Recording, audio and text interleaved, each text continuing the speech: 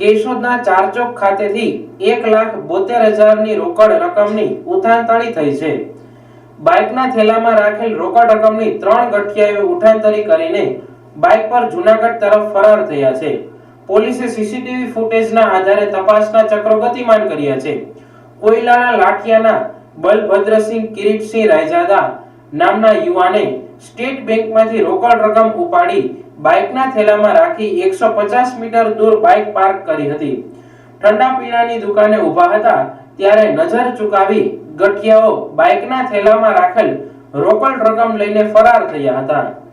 મારું નામ રાયજાદા બલભદ્રસિંહ કિરીટસિંહ, ગામ કોયલાણા લાઠિયા।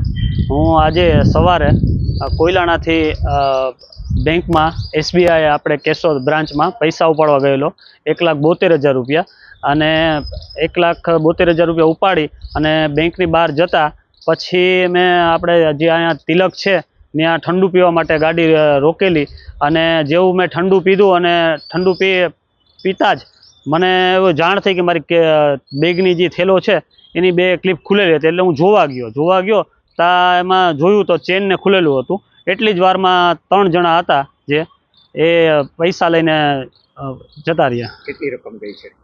1,70,000 રૂપિયા। અત્યારે પોલીસને ફરિયાદ કરી? હા, પોલીસને ફરિયાદ કરી છે। એમના દ્વારા શું કાર્યવાહી કરવામાં? એમના દ્વારા કહેવામાં આવ્યું છે કે બધું ચાંચ ચાલુ જ છે, તપાસ ચાલુ જ છે। આ અંગે કઈ સીસીટીવી ફૂટેજ કે? હા, સીસીટીવી ફૂટેજ અને પોલીસ દ્વારા બધું સીસીટીવી બધું ચેક કરેલું છે।